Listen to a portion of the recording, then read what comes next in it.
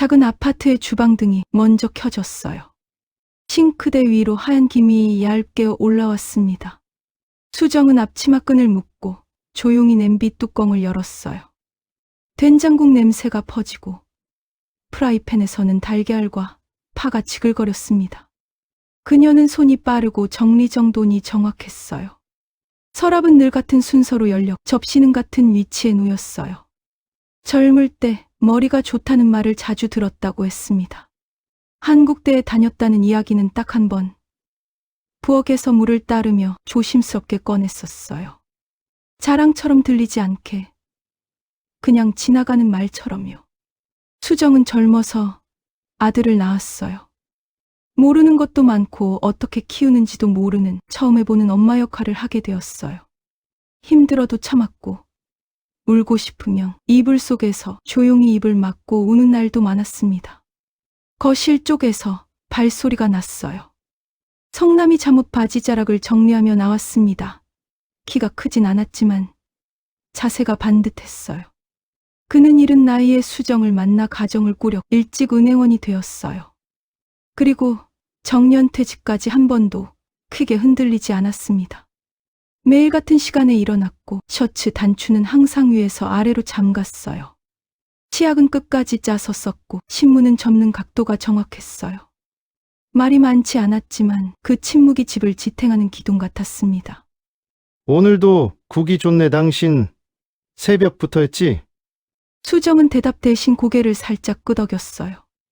미소는 크지 않았지만 눈가가 부드러웠습니다.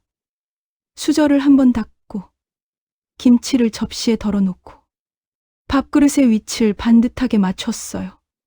작은 동작마다 우리 집은 괜찮다는 확신이 묻어났습니다. 방문은 소리 없이 열렸어요. 민수가 나오면서 머리를 대충 쓸어 올렸습니다. 학교 갈 시간이 얼마 남지 않았는데 아직 준비가 안 된 상태였어요. 얼굴에는 아직 잠이 남아 있었고 표정엔 걱정이 없었습니다. 엄마! 밥 빨리! 나 늦겠어! 그래, 뜨거우니까 천천히 먹어. 민수는 밥을 크게 한 숟갈 떠넣고 반찬을 대충 집어 먹었어요. 휴대폰 화면이 식탁 아래에서 기미하게 빛났습니다. 손가락이 짧게 움직이고 민수의 입꼬리가 아주 살짝 올라갔어요. 그 표정은 그저 재미있는 걸 봤다는 정도였는데 성남은 그걸 놓치지 않았습니다. 아버지의 눈빛이 잠깐 멈췄어요. 신문을 들고 있던 손가락에도 힘이 들어갔습니다. 하지만 성남은 말하지 않았어요. 이 집은 원래 감정을 크게 드러내지 않는 집이었거든요. 수정은 조용히 국그릇을 민수 쪽으로 더 가까이 밀어줬습니다. 그 손끝이 잠시 떨렸어요. 아주 작은 떨림이었는데 그녀는 모르는 척했어요. 찻잔을 잡고 한 번 기침을 했습니다. 얇고 짧은 기침이었어요. 그리고 곧바로 웃었어요. 아무 일도 아니라는 듯이요. 민수야, 학교 끝나고 일찍 들어와라. 요즘 들어오는 시간이 늦어졌어. 알았어! 그냥 친구들이랑 좀 노느라고 그랬어! 민수는 그런 관심조차 귀찮아했어요. 가방을 들고 현관으로 향했어요. 운동화 끈은 대충 묶였고 문고리를 잡는 손은 가벼웠습니다. 문이 닫히자 집 안이 다시 조용해졌어요. 냉장고 모터 소리와 국이 식어가며 내는 작은 소리만 남았습니다. 수정은 싱크대 앞에 서서 빈 그릇을 물에 담갔어요. 성남은 신문을 다시 폈지만 글자가 눈에 들어오지 않는 얼굴이었어요. 둘은 서로를 바라보지 않았습니다. 괜히 말을 꺼내면 불안이 커질까봐 그랬습니다. 이 집의 평온은 언제나 그렇게 조심스럽게 유지됐습니다. 그 아침은 평범했어요. 따뜻했고 조용했고 늘 있던 식탁이었어요. 하지만 그 평범함 속에 작은 균열이 이미 들어와 있었습니다. 휴대폰 화면의 짧은 빛, 끝내 하지 못한 말 그리고 수정의 잔기침 그 모든 것이 앞으로 다가올 일을 아주 얇게 예고하고 있었어요. 그때는 아무도 몰랐습니다. 밥 냄새가 사라지고 나면 이 집에 남는 건 따뜻함이 아니라 차가운 공기일 거라는 거요. 그리고 누군가는 결국 미안하다는 말을 너무 늦게 하게 될 거라는 거요. 그날 이후로 집 안의 공기는 조금씩 달라졌습니다. 겉으로 보기에는 아무것도 변하지 않은 것처럼 보였어요. 수정은 여전히 새벽에 일어나 밥을 지었고 성남은 같은 시간에 출근 준비를 했습니다. 민수도 변함없이 학교에 다녔어요. 하지만 식탁 위의 침묵은 길어져 서로의 얼굴을 보는 시간은 줄어들었습니다. 민수의 휴대폰은 하루 종일 울렸습니다. 수업 시간에도, 쉬는 시간에도, 밤늦은 방 안에서도요. 화면에는 숫자와 그래프, 짧은 문장들이 반복해서 나타났어요. 그는 처음엔 그냥 재미라고 생각했습니다. 친구들이 다 한다고 했고 적은 돈으로도 금방 벌 수 있다고 했으니까요. 한 번 이겼을 때의 기분은 생각보다 강했습니다. 가슴이 빨리 뛰었고 세상이 조금 쉬워 보였어요. 민수는 점점 계산기를 두드리는 시간이 늘어났습니다. 용돈으로는 부족해졌고 통장 잔고는 금방 바닥이 났어요. 그는 자연스럽게 어머니를 떠올렸습니다. 늘 그랬듯 엄마는 거절하지 않을 거라고 믿었기 때문입니다. 어느 저녁 수정은 거실에서 바느질을 하고 있었어요. 안경을 코끝에 걸고 낡은 셔츠에 단추를 다시 달고 있었습니다. 그때 민수가 조심스럽게 다가왔어요. 발소리부터 낮췄습니다. 엄마, 이번에 책이랑 참고서 좀 사야 해서. 그래? 얼마나 필요한데? 수정은 고개를 들지 않은 채 물었습니다. 민수는 잠깐 망설이다가 숫자를 말했어요. 실제보다 조금 크게요. 수정의 손이 잠시 멈췄습니다. 하지만 곧 다시 바늘이 움직였어요. 통장에 좀 남아있을 거야. 잠깐만 기다려봐. 그녀는 아무것도 묻지 않았습니다. 왜 필요한지, 정말 공부 때문인지 확인하지 않았어요. 그냥 믿었습니다. 아니, 믿고 싶었습니다. 돈을 건네면서도 얼굴에는 걱정 대신 미소를 올렸어요. 그날 밤, 성남은 식탁에 놓인 통장 내역서를 우연히 보게 됐습니다. 출금 기록이 잦았고 금액도 점점 커지고 있었어요. 그는 안경을 고쳐 쓰고 숫자를 다시 확인했습니다. 몇 번이나요? 저녁 식사 후 성남은 조심스럽게 말을 꺼냈습니다. 여보, 요즘 민수한테 돈 자주 주는 것 같아요.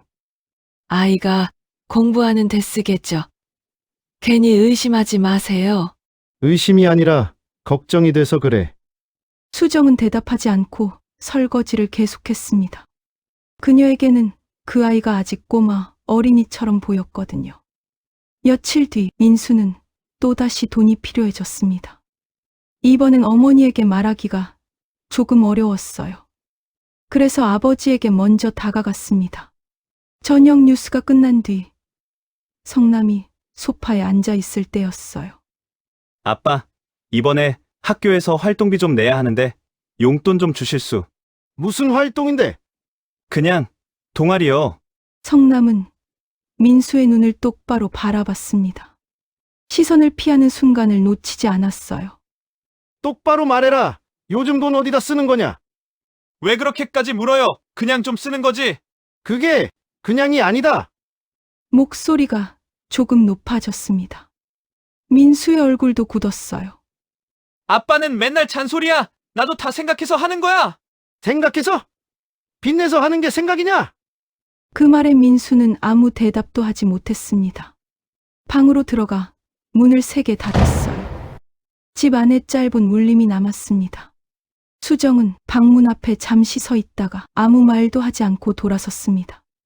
대신 다음 날 아침 민수의 책상 위에 봉투 하나를 올려두었어요. 안에는 현금이 들어 있었습니다. 그리고 작은 메모가 붙어 있었어요. 필요할 때 쓰고 몸 상하는 일 없어야 한다. 민수는 그 글씨를 오래 바라봤습니다. 가슴 한쪽이 묘하게 무거웠어요. 하지만 그는 결국 돈을 챙겼습니다. 그리고 또다시 휴대폰 화면 속 숫자에 기대었습니다. 성남은 점점 말수가 줄었습니다. 수정은 기침이 잦아졌고 민수는 집에 머무는 시간이 줄어들었어요. 각자의 자리에서 다른 방향으로 멀어지고 있었습니다. 민수는 마음속으로 생각했습니다. 이번 한 번만 잘 되면 끝내자. 이번만 넘기면 다시 예전으로 돌아갈 수 있을 거라고 믿었습니다. 하지만 그 다짐은 더 깊은 고민의 시작이었습니다. 그리고 이 선택이 가족을 더 큰 어둠 속으로 끌고 갈 줄은 아직 몰랐습니다. 민수의 휴대폰은 새벽에도 울렸어요. 진동이 멈추면 다시 또 울렸습니다. 민수는 눈을 뜨자마자 화면부터 확인했어요. 손끝이 떨렸고 숨이 가빴습니다. 이기면 살 것 같았고 지면 세상이 무너지는 기분이었어요. 흥분은 짧았고 불안은 길었습니다. 그는 이번만을 반복했습니다. 이번만 하면 끝낸다고요. 그런데 끝은 오지 않았습니다. 돈이 부족해지면 머리가 뜨거워졌고 집으로 돌아오는 길엔 속이 텅 빈 것 같았어요. 그러다 어느 날 민수는 자기 방 서랍에서 어머니의 인감도장 통장 사본을 발견했습니다. 예전에 수정이 중요한 건 여기 둔다고 말하며 넣어둔 것들이었어요. 민수는 그 앞에서 한참 멈춰 섰습니다. 눈이 흔들렸고 입술이 말라갔어요. 그리고 결국 선을 넘어버렸습니다. 민수는 어머니 이름으로 소액 대출을 한 번 더 끌어다 썼어요. 금방 갚으면 돼. 그렇게 스스로를 설득했습니다. 손에 쥔 돈은 뜨거웠고 양심은 차가웠습니다. 그날 민수는 또 화면 속 숫자에 모든 걸 걸었어요. 하지만 결과는 반대였습니다. 순식간에 바닥이 났습니다. 그날 저녁 수정은 반찬을 조용히 놓았어요. 잔기침이 길어졌고 숨을 고르는 시간이 늘었습니다. 성남은 말없이 밥을 먹다가 갑자기 숟가락을 내려놓았어요. 그의 앞에는 우편 봉투가 하나 놓여 있었습니다. 은행 출신인 성남은 봉투의 문장들이 무엇을 의미하는지 바로 알아봤습니다. 대출 실행 안내, 연체 시 불이, 종이 한 장이 집 안의 공기를 바꿔놨습니다. 이거 뭐냐? 무슨 종이에요? 당신 이름으로 대출이 나갔어. 당신이 한 거야? 수정의 얼굴이 하얘졌습니다. 눈동자가 작게 흔들렸어요. 그녀는 잠깐 말문이 막혔고 민수를 바라봤습니다. 민수는 밥을 씹는 척했지만 목이 움직이지 않았어요. 민수야, 네가 했냐? 아니, 그게 대답해. 네가 했어? 했어요. 근데 금방 갚을 수 있었어. 진짜로. 민수의 목소리는 처음엔 작았어요. 그런데 갚을 수 있었어라는 말이 자기 귀에도 거짓말처럼 들렸는지 갑자기 커졌습니다. 얼굴이 붉어졌고 눈이 충혈됐어요. 흥분과 분노가 한꺼번에 올라왔습니다. 아빠가 뭘 알아? 난 그냥 이번만 잘 되면 끊으려고 했단 말이야. 끝! 네가 지금 끝을 만들고 있다는 생각은 안 하냐? 민수야, 돈 필요하면 필요하다 하면 되지 왜? 말하면 뭐? 병원비 비싸다고 기침을 달고 있으면서 말하면 또 줄 거잖아. 그 말에 수정의 표정이 무너졌습니다. 눈가가 젖었지만 소리내 울지 않았어요. 참는 얼굴이었습니다. 성남은 이를 악물었어요. 그의 손이 테이블 끝을 꽉 잡았습니다. 손등 핏줄이 도드라졌습니다. 너 우리가 주는 돈이 땅 파선 나온 돈 같으냐? 그냥 아들이 한 번 실수했다 생각해주면 안 돼. 그때 현관문 밖에서 초인종이 울렸습니다. 한 번이 아니었어요. 짧고 거칠게 연달아 울렸습니다. 민수의 얼굴이 순식간에 굳었습니다. 심장이 내려앉는 표정이었어요. 옷을 입고 나가려는 성남을 민수가 급히 막아섰습니다. 열지 마, 아빠. 제발. 뭐야? 누구야? 민수는 입을 열지 못했습니다. 그 순간 휴대폰이 다시 울렸어요. 화면에는 저장되지 않은 번호가 떠 있었습니다. 민수는 받지 못했고 대신 메시지가 바로 들어왔습니다. 오늘 안에 정리 안 되면 집으로 간다. 짧은 문장이었지만 칼처럼 차가웠습니다. 성남은 그 화면을 보고 모든 걸 알아버린 표정이었습니다. 지금 너 불법인 일들이랑 엮인 거냐? 나도 이렇게 될 줄은 몰랐어. 정말이야. 민수의 목소리가 갑자기 꺼졌습니다. 분노가 사라지자 슬픔이 밀려왔어요. 눈물이 맺혔지만 그는 이를 악물고 삼켰습니다. 그 모습이 더 위태로웠습니다. 성남은 한 걸음 다가왔고 민수는 뒤로 물러섰습니다. 의자 다리가 바닥을 긁는 소리가 날카롭게 울렸어요. 당장 나가서 해결하고 와라. 그리고 네가 벌인 일, 네가 책임져라. 책임! 나 혼자서 어떻게 해? 가족이 모든 걸 해결해 줄 수는 없는 거다. 그 말이 마지막 못이었습니다. 민수는 잠깐 멈췄다가 갑자기 웃음 같은 숨을 내뱉었어요. 자조였고 절망이었습니다. 그리고 결심처럼 고개를 끄덕였습니다. 내가 해결하면 될 거 아니야! 걱정돼서 먼저 연락이나 하지 마! 민수는 방으로 들어가 가방을 꺼냈어요. 옷을 대충 밀어넣고 지갑과 충전기를 챙겼습니다. 수정은 따라가려 했지만 숨이 가빠 잠시 벽을 짚었어요.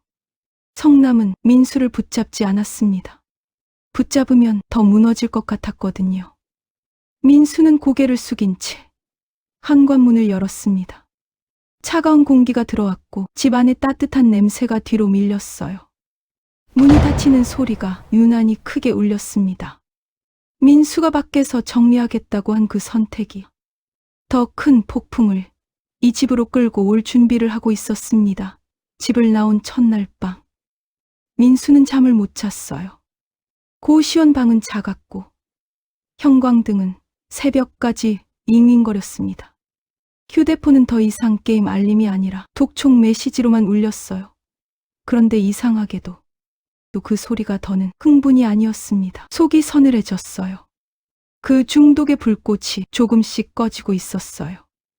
남은 건 부끄러움과 분노였어요. 그리고 내가 끝내야 한다는 생각이었어요. 민수는 도망치지 않기로 했습니다. 다음 날 새벽 알바 전단지를 붙잡고 공사장 인력사무소로 갔어요. 안전모를 쓰고 철근을 나르며 손바닥이 까졌습니다. 점심은 김밥 한 줄에 물은 차가웠어요. 그래도 그는 멈추지 않았습니다. 땀을 흘리면 죄책감이 조금은 씻기는 것 같았거든요. 그날 밤 민수는 휴대폰 메모장에 숫자를 적었어요. 원금, 이자, 수수료. 이상하게 부풀려진 항목들이 눈에 들어왔습니다. 그는 처음으로 이건 정상적인 빚이 아니다라는 걸 확실히 알았어요. 제가 갚겠습니다. 근데 이자 계산이 이상해요. 계약서 다시 보내주세요. 거참, 빌린 놈이 말 맞네. 오늘 안에 안 되면 네 집부터 가는 거야. 집은 건드리지 마세요. 부모님은 상관없는 일이잖아요. 왜 잘못이 없어? 너를 그렇게 키우신 게 잘못이신 거지. 민수는 끊지 않았습니다. 숨을 길게 들이마셨고 또박또박 확실하게 전화를 이어갔습니다. 하지만 집은 민수가 모르는 사이에 이미 흔들리고 있었습니다. 안 있다가 성남의 전화가 왔어요. 평소보다 짧은 호흡에 목소리가 갈라졌습니다. 민수야, 이 엄마가 넘어졌다. 넘어졌다고요? 어쩌시다가요? 덩치 큰 양복 입은 분이 찾아와서 널 찾더구나. 그분들이 엄마를 밀쳤단다.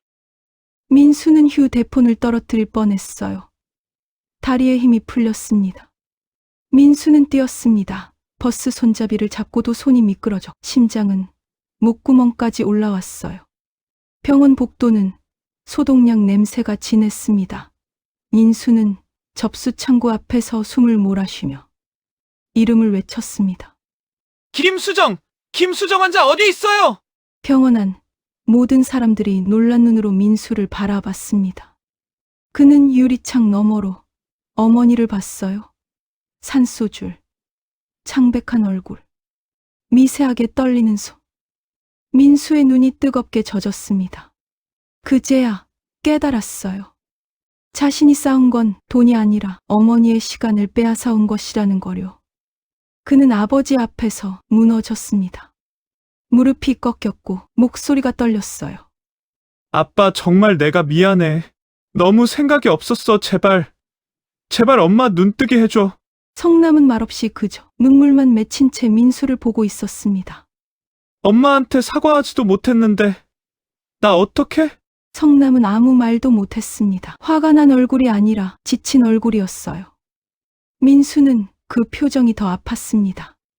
며칠이 지나지 않아 병원은 위독이라는 말을 꺼냈고 그 말은 너무 쉽게 현실이 됐습니다. 민수는 마지막까지 어머니의 손을 잡았습니다. 말은 많이 하지 못했어요. 대신 손에 힘을 줬습니다. 그게 자신이 할 수 있는 전부였어요.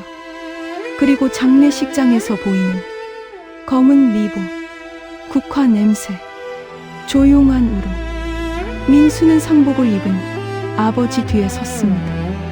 누군가의 시선이 따갑게 꽂혔지만 피하지 않았어요. 인과응보라는 말이 있다면 그 응보는 저 사람들만이 아니라 민수에게도 내려진 것이었습니다. 그는 이제 도망치지 않기로 했습니다. 끝까지 책임지기로 했어요. 장례식 마지막 날 밤, 민수는 영정 앞에 섰습니다. 목이 막혀 한참을 서 있다가 겨우 한마디를 꺼냈어요. 엄마, 너무 미안해.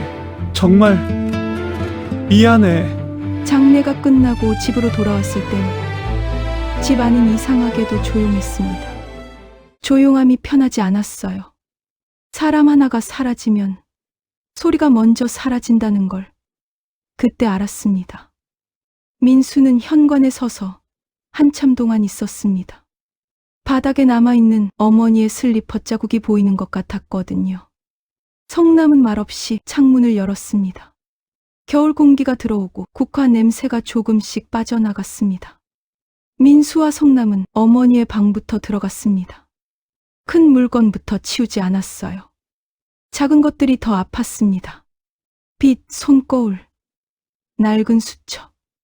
어머니의 생활이 그대로 붙어 있었거든요. 민수는 서랍을 열 때마다 숨을 짧게 내며 손끝이 자꾸 떨렸어요. 성남은 말없이 봉투와 서류를 분류했습니다.